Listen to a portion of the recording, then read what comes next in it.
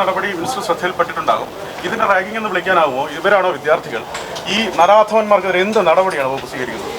അതിക്രൂരവും ഒരു മനുഷ്യ മനസാക്ഷിയേക്ക് ഞെട്ടിക്കുന്നൊന്നും പറഞ്ഞാൽ ഒന്നും ആവില്ല. ഞാനതെനിക്ക് വീഡിയോ കാണാൻ പറ്റില്ല, കാരണം ഒരു ആൾക്കും അത് കാണാൻ കഴിയില്ല. അത്രയും അതിക്രൂരമായിട്ടുള്ള, ഈ ഉപയോഗിച്ച വാക്ക് ഒന്നും പോരാ എന്ന് തോന്നുന്നു, അത്രയും ക്രൂരമാണ്. അതിൽ എന്തൊക്കെ ഇപ്പോൾ സസ്പെൻഷനാണ് ആദ്യം കൊടുത്തിട്ടുള്ളത്, പക്ഷേ തീർച്ചയായിട്ടും അതിൻ്റെ തുടർച്ചയായിട്ടുള്ള നടപടികൾ സ്വീകരിച്ച് അതിൽ പരമാവധി വിദ്യാഭ്യാസ വകുപ്പിന് ചെയ്യാൻ കഴിയുന്നത് ചെയ്യും എന്നുള്ളതാണ്. അതോടൊപ്പം തന്നെ ഇന്ന് DMVയുടെ ടീം അവിടെ പോയിട്ടുണ്ട്. കാരണം ഇവർ പരാതിപ്പെട്ടില്ല എന്നൊക്കെ പറഞ്ഞു എങ്കിൽ പോലും അവിടെ ക്യാമറ ഉൾപ്പെടെ ഉണ്ട്. അതുമാത്രമല്ല, സീനിയർ സ്റ്റുഡൻസ് ഫസ്റ്റ് ഇയേഴ്സിൻ്റെ റൂമിൽ കയറുമ്പോൾ അതിൽ അവിടെ ശ്രദ്ധയിൽപ്പെട്ടിട്ടില്ലേ, അങ്ങനെയുള്ള മറ്റു കാര്യങ്ങൾ കൂടി പരിശോധിച്ചിട്ട് അതിൻ്റെ സൂപ്പർവിഷൻ, മറ്റ് കാര്യങ്ങൾ, അതിൻ്റെ വിശദാംശങ്ങൾ പരിശോധിച്ച് അതിൽ നടപടി സ്വീകരിക്കണമെന്നുള്ളതാണ് DMVക്ക് നിർദ്ദേശം നൽകിയിരിക്കുന്നത്. അപ്പോൾ തീർച്ചയായിട്ടും ഇത് അങ്ങേയറ്റം ക്രൂരമായിട്ടുള്ളൊരു കാര്യമാണ്. അതിൻ്റെ ആദ്യ സെക്കൻഡ്സ് കണ്ടപ്പോൾ തന്നെ നമുക്കത്, ഞാൻ ആ വീഡിയോയിൽ കാണാൻ കഴിയാത്തതില്ല. അതാണ് എല്ലാവരുടെയും സാഹചര്യം. അപ്പോൾ അത് പരമാവധി സ്വീകരിക്കാവുന്ന നടപടികൾ അവർക്കെതിരെ സ്വീകരിക്കും. പ്രാഥമിക റിപ്പോർട്ട് ലഭിച്ചോ? പ്രിൻസിപ്പലിൻ്റെയോ DMVയുടെയോ പ്രാഥമിക റിപ്പോർട്ട് ലഭിച്ചോ? അതിലെന്താണുള്ളത്? ഇത് താലിബാനിസമാണോ ഈ ഹോസ്റ്റലിലുള്ളത്? ഇതിൽ പ്രാഥമികമായിട്ട് കോളേജിൻ്റെ നഴ്സിംഗ് സ്കൂളാണ്. ശരിക്കും ഇവർ നഴ്സിംഗ് സ്കൂൾ ജനറൽ നഴ്സിംഗ് ചെയ്യുന്നവരാണ്. അപ്പോൾ അവിടെ നിന്നുള്ള റിപ്പോർട്ടാണ് DMVക്ക് ലഭിച്ചിട്ടുള്ളത്. അതിൽ ഈ പറഞ്ഞതുപോലെ മാധ്യമങ്ങളിൽ നിങ്ങളോട് സംസാരിച്ചത് തന്നെയാണ് ആ റിപ്പോർട്ടിലും അതിൻ്റെ ഭാഗമായിട്ട് ഉള്ളത്. അപ്പോൾ അത് പോരാ, അതിൽ സൂക്ഷ്മമായിട്ടുള്ള എല്ലാ കാര്യങ്ങളും അത് പരിശോധിക്കണമെന്നുള്ളതും അതിൻ്റെ അടിസ്ഥാനത്തിലാണ് DMVയുടെ ഒരു ടീം തന്നെ അവിടെ പോയി, ഇന്നവരവിടെ ചെന്നിട്ടുണ്ടാകും 10 മണിയോടുകൂടി. അപ്പോൾ അതിൻ്റെ അന്വേഷണ റിപ്പോർട്ടിൻ്റെ അടിസ്ഥാനത്തിൽ നടപടി സ്വീകരിച്ച് റിപ്പോർട്ട് ചെയ്യാനാണ് പറഞ്ഞിരിക്കുന്നത്. അത് കൃത്യമായിട്ടുള്ള നടപടി. സസ്പെൻഷനിൽ തീരില്ല. സസ്പെൻഷനിൽ തീരേണ്ട ഒരു കാര്യമല്ലല്ലോ അത്. സസ്പെൻഷനിൽ തീരില്ല. അതിൽ സ്വീകരിക്കാവുന്ന പരമാവധി നടപടികൾ സ്വീകരിച്ചിരിക്കും. അത് മറ്റുള്ളവർക്കും ഒരു സന്ദേശമായിരിക്കും. ഒരു കാരണവശാലും ഇതെങ്ങനെയാണ് ഇങ്ങനെയൊക്കെ ചിന്തിക്കാൻ കഴിയുക? മനുഷ്യ മനസ്സിന് ഇങ്ങനെ ചിന്തിക്കാൻ കഴിയുമോ? അത്ര അതിക്രൂരമായിട്ടല്ലേ ചെയ്തിട്ടുള്ളത്. അപ്പോൾ തീർച്ചയായിട്ടും പരമാവധി നടപടികൾ അത് പുറത്താക്കുന്നതിന് വേണ്ടിയിട്ടുള്ള എന്തൊക്കെ നിയമപരമായിട്ടുള്ള നടപടികളിലൂടെ അത് സ്വീകരിക്കാൻ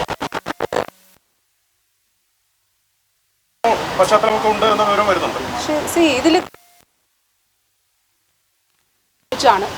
ഇത് സംബന്ധിച്ച് തെറ്റ് ആര് ചെയ്താലും ആ തെറ്റായി തന്നെ കാണുകയുള്ളൂ. അത് ഒരു തരത്തിലും മറ്റൊരു തരത്തിൽ കാണില്ല. അത് തെറ്റ് തന്നെയാണ്.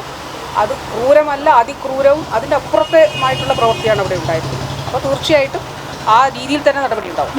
നമ്മുടെ ഹോസ്റ്റലുകളിൽ ഇത്തരത്തിൽ റാഗിങ്ങുകൾ ഇല്ല, അത് സർക്കാർ അടക്കം നടപടി സ്വീകരിച്ചു. അതെ, അത് സംസ്ഥാന വ്യാപകം നടത്തേണ്ടതല്ലേ? എല്ലാ വിദ്യാഭ്യാസ സ്ഥാപനങ്ങളിലും ഇത് സംബന്ധിച്ച് മെഡിക്കൽ വിദ്യാഭ്യാസ സ്ഥാപനം ഇതിൽ എന്തുകൊണ്ട് സീനിയേഴ്സ് ഒരു ജൂനിയേഴ്സിൻ്റെ റൂമിൽ ചെല്ലുമ്പോൾ ഒരു കാരണവശാൽ ചെല്ലേണ്ട കാര്യമില്ല. എന്തിനാണ് ചെല്ലുന്നത്? അപ്പോൾ അത് തുടർച്ചയായിട്ട് ചെല്ലുന്നത് എന്തുകൊണ്ടാണ്? അവിടെ നടക്കുന്ന പ്രവർത്തനങ്ങൾ സംബന്ധിച്ച് ഇവർ മോണിറ്റർ ചെയ്യുന്നത് എങ്ങനെയാണ്? ഇതിൻ്റെ സൂപ്പർവിഷൻ എങ്ങനെയാണ്? ഇക്കാര്യങ്ങളെല്ലാം എല്ലാ ഹോസ്റ്റലുകളിലും പരിശോധിക്കാൻ നിർദ്ദേശം നൽകിയിട്ടുണ്ട്. പ്രത്യേകിച്ച് ഈ സംഭവം നടന്ന ഈ കോട്ടയത്തെ ജനറൽ നഴ്സിംഗിൻ്റെ വിദ്യാർത്ഥികൾ താമസിക്കുന്ന ഹോസ്റ്റലിൽ അത് കൃത്യമായിട്ട് പരിശോധിക്കുന്നതിനും നടപടി സ്വീകരിച്ചിട്ട് അത് റിപ്പോർട്ട് ചെയ്യുന്നതിനുമാണ്. ഇനി DMV തലത്തിൽ സ്വീകരിക്കുന്നതിനപ്പുറത്ത് ഗവൺമെൻറ് സ്വീകരിക്കേണ്ട നടപടിയാണെങ്കിൽ അത് റെക്കമെൻഡ് ചെയ്യുന്നതിനും വേണ്ടിയിട്ടുമാണ് നിർദ്ദേശം നൽകിയിട്ടുള്ളത്. ഇത്രയും വലിയ സംഭവം നടന്നിട്ടും ആരും പരാതിപ്പെട്ടില്ല എന്ന് ലഘൂകരിക്കുന്ന മറുപടിയാണ് പ്രിൻസിപ്പൽ തന്നത്. അതൊന്നും അംഗീകരിക്കാൻ കഴിയുന്ന കാര്യമല്ല. പരാതിപ്പെട്ടില്ല എന്നുള്ളതല്ലല്ലോ, അതാണ് പറഞ്ഞത്. ഇവിടെ ക്യാമറകൾ ഉൾപ്പെടെ സ്ഥാപിച്ചിട്ടുണ്ട്. ഞാനപ്പോൾ പ്രാഥമികമായിട്ട് ഞാൻ അന്വേഷിച്ചപ്പോൾ ഞാൻ മനസ്സിലാക്കിയത് അവിടെ ക്യാമറകൾ ഉൾപ്പെടെ ആ കോറിഡോർ ഉൾപ്പെടെ ഉണ്ട്. അപ്പോൾ അവിടെ എന്ത് കാര്യങ്ങൾ എങ്ങനെ നടക്കുന്നു എന്നുള്ളത് മനസ്സിലാക്കാനായിട്ട് സാധിക്കും. പ്രത്യേകിച്ച് റാഗിങ് മൂലം നിരോധിക്കപ്പെട്ട ഒരു സാഹചര്യത്തിൽ, റാഗിങ് ഒരു കാരണവശാലും നടക്കാൻ പാടില്ലാത്ത സാഹചര്യത്തിൽ ഈ ഫസ്റ്റ് ഇയേഴ്സുമായി ബന്ധപ്പെട്ടിട്ടുള്ള കാര്യങ്ങളിൽ ആ തരത്തിലുള്ള മോണിറ്ററിംഗ് നടന്നിട്ടുണ്ടോ എന്നുള്ളതാണ് പരിശോധിക്കാനായിട്ട് DMVയുടെ അടുത്ത് പറഞ്ഞിരിക്കുന്നത്. JDNE ഉൾപ്പെടെയുള്ളവരാണ് അവിടേക്ക് പോയിരിക്കുന്നത്. പ്രാഥമികമായിട്ട് ഈ അധികൃതർ നൽകുന്ന വിശദീകരണം, അതായത് തങ്ങൾ അറിഞ്ഞില്ല എന്ന വിശദീകരണം, അത് വിശ്വാസയോഗ്യമല്ല എന്നാണ് ഉദ്ദേശിക്കുന്നത്. അല്ല, ഇത് പരാതിപ്പെട്ടില്ല എന്ന് അവർ പറഞ്ഞു എന്നുള്ളതാണ് മനസ്സിലായത്. പക്ഷെ പരാതിയല്ലല്ലോ, പരാതി വരുമ്പോൾ മാത്രമല്ല, നമ്മളൊരു ഹോസ്റ്റലുമായിട്ട് ബന്ധപ്പെട്ട്, പ്രത്യേകിച്ച് ഫസ്റ്റ് ഇയർ സ്റ്റുഡൻസ് താമസിക്കുന്ന ഇടവുമായി ബന്ധപ്പെട്ട് അത്തരത്തിലുള്ള പ്രവർത്തനങ്ങൾ നടക്കുന്നില്ല എന്നുള്ളത് കൂടി ഉറപ്പാക്കണമല്ലോ. അതാണ് ഞാൻ പറഞ്ഞത്. അവിടെ സംവിധാനങ്ങൾ ഒരുക്കിയിട്ടുണ്ട്. ഇത് റാഗിംഗ് ഉൾപ്പെടെയുള്ള കാര്യങ്ങൾ നടക്കാതിരിക്കുന്നതിന് വേണ്ടി, അത് മോണിറ്റർ ചെയ്യുന്നതിന് വേണ്ടിയിട്ടുള്ള സംവിധാനങ്ങളുണ്ട്.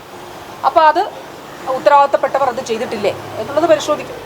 മിനിസ്റ്റർ പത്തനംതിട്ടയിലൊരു വിഷയം കൂടി, അന്ന് മിനിസ്റ്റർ CPM-ലേക്ക് സ്വീകരണം ഒരുക്കിയ ക്ഷണിച്ച മുനിസിപ്പൽ ചടങ്ങിൽ പങ്കെടുത്ത ശരൺചന്ദ്രനെ ഇപ്പോൾ 1 വർഷത്തേക്ക് കാപ്പ ചുമത്തി ജില്ലയിൽ നാട് കടത്തിരിക്കുകയാണ്. മിനിസ്റ്ററാണ് ഇയാളെ മാലയിട്ടുകൊണ്ട് ആ പാട്ടിൽ ക്ഷണിച്ചത്. അതൊരു വിവാദമായിരുന്നു. അപ്പോൾ അയാൾ വീണ്ടും പോലീസ് തന്നെ 1 വർഷത്തേക്ക് ജില്ലയിൽ ലീവ് മാറിയിരിക്കുകയാണ്. ഇത് പാർട്ടിയും പാർട്ടി ജില്ലാ സെക്രട്ടറി ഇതിൻ്റെ കാര്യങ്ങൾ പറഞ്ഞിട്ടുണ്ട്. പാർട്ടിയുടെ പരിപാടിയിലാണ് അത്. പാർട്ടിയും പാർട്ടി ജില്ലാ സെക്രട്ടറി കാര്യങ്ങൾ സംബന്ധിച്ച് പ്രതികരിച്ചിട്ടുണ്ട്. ഈ ആനാക്രമണത്തിൽ പരിക്കേറ്റവരുടെ ആരോഗ്യസ്ഥിതി എങ്ങനെയുണ്ട്? അതിൽ കോഴിക്കോട് മെഡിക്കൽ കോളേജ് സൂപ്രണ്ടിൻ്റെ റിപ്പോർട്ട് അനുസരിച്ച് 2-3 പേർക്ക് സർജിക്കൽ ഇൻ്റർവെൻഷൻ ആവശ്യമായിട്ടുണ്ട്. ഇപ്പോൾ 14 പേരാണ് ആകെ അവിടെ കൊണ്ടുവന്നത്. അപ്പോൾ ആവശ്യമായിട്ടുള്ളവർക്ക് പൂർണ്ണമായിട്ടുള്ള ചികിത്സ നൽകുന്നതിന് വേണ്ടിയിട്ടുള്ള നിർദ്ദേശം നൽകിയിരുന്നു. ഇന്നലെ വൈകുന്നേരം തന്നെ സംഭവം ഉണ്ടായ ഉടനെ തന്നെ കൊയിലാണ്ടി താലൂക്ക് ആശുപത്രിയിലും അവിടെ കാഷ്വാലിറ്റിയിലുള്ള ഡോക്ടേഴ്സിനെ കൂടാതെ അധികം ഡോക്ടേഴ്സിനെ അവിടേക്ക് നിയോഗിച്ചിരുന്നു. അതുകൂടാതെ കോഴിക്കോട് മെഡിക്കൽ കോളേജിലെ എല്ലാ യൂണിറ്റ് ചീഫുകളും ഇന്നലെ ഡ്യൂട്ടിയിൽ ഇല്ലാതിരുന്ന മറ്റു യൂണിറ്റുകളിലെ ഡോക്ടേഴ്സ് ഉൾപ്പെടെ അവിടെ സന്നിഹിതരായിരുന്നു. അപ്പോൾ പൂർണ്ണമായി ചികിത്സ അതിൻ്റെ ഏറ്റവും നല്ല നിലയിൽ തന്നെ നൽകുന്നതിന് വേണ്ടിയിട്ടുള്ള നിർദ്ദേശമാണ് നൽകിയിട്ടുള്ളത്. നിലവിൽ ഇല്ല എന്നുള്ളതാണ് സൂപ്രണ്ട് നൽകിയിരിക്കുന്ന റിപ്പോർട്ട്. കോഴിക്കോട് മെഡിക്കൽ കോളേജിലെ സൂപ്രണ്ട് നൽകിയിരിക്കുന്ന റിപ്പോർട്ട്. കോഴിക്കോട് മെഡിക്കൽ കോളേജിലെ കത്രിക വയറ്റിൽ കുടുങ്ങിയ സംഭവത്തിൽ അർഷീന വീണ്ടും സമരം ആരംഭിച്ചിട്ടുണ്ട്. ഇതെല്ലാം ഞാൻ നേരത്തെ തന്നെ പറഞ്ഞിട്ടുണ്ടല്ലോ. 2010 ഇതാണ് കുറേ വർഷങ്ങൾക്ക് മുൻപ് നടന്നൊരു സംഭവത്തിലാണ്. അത് ഈ സർക്കാരിൻ്റെ കാലഘട്ടത്തിലാണ് അത് കണ്ടുപിടിക്കുന്നത് എന്നുള്ളതാണ്. അപ്പോൾ അത് സംബന്ധിച്ച കാര്യങ്ങൾ നേരത്തെ തന്നെ മന്ത്രിസഭ ചർച്ച ചെയ്യുകയും അതിൻ്റെ അടിസ്ഥാനത്തിൽ കാര്യങ്ങൾ പറയുകയും ചെയ്തിട്ടുണ്ട്. അത് അങ്ങനെ തന്നെയാണ്. പറഞ്ഞോളൂ. അർബുദം തടയുന്നതിന് ഒരു മാതൃകാപരമായ ക്യാമ്പയിൻ സംസ്ഥാന സർക്കാർ ആരംഭിച്ചിട്ടുണ്ട്. അടുത്ത ഏത് ഘട്ടത്തിലേക്കാണ് വരുന്നത്? അത് വളരെ പ്രധാനപ്പെട്ട ഒരു കാര്യമാണ്. കാരണം നമ്മുടെ സംസ്ഥാനത്ത് ക്യാൻസർ രോഗികളുടെ എണ്ണം വലിയ രീതിയിൽ വർദ്ധിച്ചു വരുന്ന ഒരു കാലഘട്ടമാണ്. ഒരു വർഷം 65,000-ന് മുകളിൽ, അത് 65,000 മുതൽ 80,000 വരെ പുതിയ രോഗികൾ ഉണ്ടാകുന്ന ഒരു സംസ്ഥാനം കൂടിയാണ് കേരളം. പക്ഷേ ഏറ്റവും അതിൽ പ്രധാനപ്പെട്ട കാര്യം 3-ാമത്തെ 4-ാമത്തെ ഫേസിലാണ് ക്യാൻസർ കണ്ടുപിടിക്കുന്നത് എന്നുള്ളതാണ്. അപ്പോഴേക്കും ക്യാൻസർ ചികിത്സ വളരെ സങ്കീർണമാകും. ഈ ഇൻഷുറൻസ് ഒന്നും ഇല്ലാത്ത ആരോഗ്യ പരിരക്ഷയ്ക്ക് പുറത്തുള്ള ആളാണെങ്കിൽ വലിയ സാമ്പത്തിക പ്രതിസന്ധി ഉണ്ടാകും. അതുകൊണ്ടാണ് കേരളം പോലെ ആരോഗ്യ സാക്ഷരതയുള്ളൊരു സംസ്ഥാനത്ത് എന്തിനാണ് ഈ 3-ാമത്തെയും 4-ാമത്തെയും ഫേസിലേക്ക് വെയിറ്റ് ചെയ്യുന്നത് എന്നുള്ളതാണ്. അപ്പോൾ അതിന് ഫെബ്രുവരി 4-നാണ് ബഹുമാനപ്പെട്ട മുഖ്യമന്ത്രി ഉദ്ഘാടനം ചെയ്തത്. ഏതാണ്ട് 1 ലക്ഷത്തിലധികം സ്ത്രീകൾ പുതുതായി, എന്ന് വെച്ചാൽ നമ്മുടെ ഈ ശൈലി ആപ്പ് വഴിയുള്ള പോപ്പുലേഷൻ സ്ക്രീനിങ്ങിലും ചിലരെയൊക്കെ സംശയിച്ചിരുന്നില്ല, അവരൊക്കെ ഉൾപ്പെടെ 1 ലക്ഷത്തോളം ആളുകൾ സ്ക്രീൻ ചെയ്യപ്പെട്ടിട്ടുണ്ട്. ചിലയിടത്തെങ്കിലും അവരിൽ ക്യാൻസർ പോസിറ്റീവാണ് എന്നുള്ളത്, മാലിഗ്നൻസി ഉണ്ട് എന്നുള്ളത് കണ്ടെത്തിയിട്ടുണ്ട്. അപ്പോൾ ഇതൊരു വലിയ ജനകീയമായിട്ടുള്ളൊരു മൂവ്മെൻറ്റാണ്. അതിൽ എല്ലാവരും പങ്കുചേരുന്നുണ്ട്. ഇപ്പോൾ സംഘടനകളും ഒക്കെ തന്നെ അതിൻ്റെ ഭാഗമായിട്ടുണ്ട്. ഇതിൽ നിയമസഭയിൽ ഉണ്ടായിരുന്നു. ഇപ്പോൾ അടുത്ത ദിവസം ടെക്നോ പാർക്കിൽ നടക്കാൻ പോകുന്നു, ഇൻഫോ പാർക്കിൽ നടക്കാൻ പ്രത്യേക ക്യാമ്പുകളും ഇതിൻ്റെ ഭാഗമായിട്ട് നടക്കുന്നുണ്ട്. എല്ലാ കുടുംബാരോഗ്യ കേന്ദ്രങ്ങളിലും താലൂക്ക് ജില്ലാ ആശുപത്രികളിലും മെഡിക്കൽ കോളേജും RCC MCC ഉള്ള ഇടങ്ങളിലെല്ലാം തന്നെ സ്ക്രീനിങ് സൗകര്യം ഒരുക്കിയിട്ടുണ്ട്. പ്രൈവറ്റ് ആശുപത്രികൾ, പല പ്രൈവറ്റ് ആശുപത്രികളും ഫ്രീ ആയിട്ട് ചെയ്തു കൊടുക്കാൻ ഞങ്ങൾ റെഡിയാണ്. അവരെ വിളിച്ചിരുന്നു. അപ്പോൾ അവർ ആ മീറ്റിങ്ങിൽ തന്നെ അവരത് സൗജന്യമായി ചെയ്തു കൊടുക്കാൻ തയ്യാറാണെന്ന് പറഞ്ഞിരുന്നു. ലാബുകൾ പകുതി റേറ്റിന് ഞങ്ങൾ ചെയ്തു കൊടുക്കാം എന്നുള്ളത് പറഞ്ഞിരുന്നു. കാരണം പ്രൈവറ്റിന് പോകേണ്ടവർക്ക്, സർക്കാർ മേഖലയിലുള്ളവർക്ക് BPL വിഭാഗത്തിന് മുഴുവൻ അത് ഫ്രീ ആയിട്ടാണ് ചെയ്യുന്നത്. മാമോഗ്രാം 350 രൂപയ്ക്കാണ് ചെയ്യുന്നത്. പുറത്ത് 3000 ഒക്കെ ചെയ്യുമ്പോൾ 350 APL വിഭാഗത്തിന്, BPLന് ഫ്രീ ആയിട്ടാണ് ചെയ്യുന്നത്. അതുകൊണ്ട് ഭയം മറികടന്നുകൊണ്ട് എല്ലാവരും ഈ സ്ക്രീനിങ്ങിന് വിധേയമാകണം എന്നുള്ളതാണ്. ആദ്യത്തെ 1 മാസം സ്ത്രീകൾക്ക് വേണ്ടിയിട്ടാണ്. അതിനുശേഷം എന്നാലും പുരുഷന്മാർക്ക് സ്ക്രീൻ ചെയ്യണമെങ്കിൽ തീർച്ചയായിട്ടും ചെയ്യാം. നമുക്ക് ഈ അടുത്ത 12 മാസം, ഈ 12 മാസം അതിനു വേണ്ടിയിട്ട് മാറ്റി വെച്ചിരിക്കുന്ന അതിനു വേണ്ടിയിട്ടുള്ള ക്യാമ്പയിനാണ് നടക്കുന്നത്. റാഗിംഗ് ഇഷ്യൂവിൽ നടപടി വൈകുന്നു എന്ന് പ്രതിപക്ഷ നേതാവ് പറയുന്നു. മന്ത്രിക്കെതിരെ, ആരോഗ്യമന്ത്രിക്കെതിരെ സ്ഥിരം നടത്തുന്ന വിമർശനം ഇന്നും നടത്തി. പ്രതിപക്ഷ നേതാവ് അങ്ങനെയല്ലേ പറയുള്ളൂ. അദ്ദേഹം മറിച്ച് പറയുമെന്ന് നമുക്കിപ്പോൾ കരുതാൻ വയ്യല്ലോ. ഇപ്പോൾ ഞാൻ പറഞ്ഞല്ലോ, ഇതിൽ കേരളത്തിൽ ഒരു മനസ്സാണ്, ഒരു അമ്മയുടെയോ ഒരു അച്ഛൻ്റെയോ, അല്ലെങ്കിൽ ഒന്ന് ആലോചിച്ച് നോക്കി എങ്ങനെയാണ് ഇത് സഹിക്കുന്നത്, ഇതെങ്ങനെയാണ് കണ്ടുകൊണ്ടിരിക്കുന്നത്, ഇതെങ്ങനെയാണ് കാണാൻ കഴിയുന്നത്. അപ്പോൾ തന്നെ ഈ ഒരു വിവരം ഒരു പേരൻ്റ് വഴിയാണ് കോളേജിൽ അറിഞ്ഞത്, സ്കൂളിൽ അറിഞ്ഞത് എന്നുള്ളതാണ് DME എന്നെ അറിയിച്ചിട്ടുള്ളത്. ആ നിമിഷം തന്നെ ഈ വിദ്യാർത്ഥിയെ സസ്പെൻഡ് ചെയ്യുന്നതിനുള്ള നടപടി സ്വീകരിച്ചു. സസ്പെൻഡ് ചെയ്തു, പോലീസിലും റിപ്പോർട്ട് ചെയ്തു. അതായത് ഈ നഴ്സിംഗ് സ്കൂളിൽ നിന്ന് പോലീസിലും റിപ്പോർട്ട് ചെയ്തു, പേരൻസും പോലീസിൽ റിപ്പോർട്ട് ചെയ്തിരുന്നു. മറ്റൊരു കുട്ടിയുടെ പേരൻറ്റ് വഴി അറിഞ്ഞു എന്നുള്ളതാണ് DME റിപ്പോർട്ട് പ്രാഥമിക റിപ്പോർട്ട് നൽകിയത്.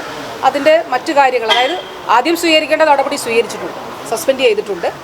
അതിനുശേഷം ഞാൻ പറഞ്ഞില്ലേ, അവരെ പുറത്താക്കുന്നത് ഉൾപ്പെടെയുള്ള കാര്യങ്ങൾ, അതിനെന്തൊക്കെ നടപടികൾ സ്വീകരിക്കണം അത് ചെയ്യണം. കാരണം ഈ പറഞ്ഞതുപോലെ ഇത് അംഗീകരിക്കാൻ കഴിയാത്തതാണ്, അതിക്രൂരമാണ്. പരമാവധി ചെയ്യാൻ കഴിയുന്നത് ചെയ്യും. ഈ മെഡിക്കൽ വസ്തുക്കൾക്ക് ഇവരെ എവിടെ നിന്നായിരുന്നു ഈ ലോഷനൊക്കെ സ്റ്റുഡൻസ് അല്ലേ, നഴ്സിംഗ് സ്റ്റുഡൻസ് അല്ലേ, അവരും ഇതിൻ്റെ ഭാഗമായിട്ടുണ്ടല്ലോ. അതെല്ലാം പരിശോധിക്കും, അതെല്ലാം ഇതിൻ്റെ ഭാഗമായിട്ട് പരിശോധിക്കും. ശരി.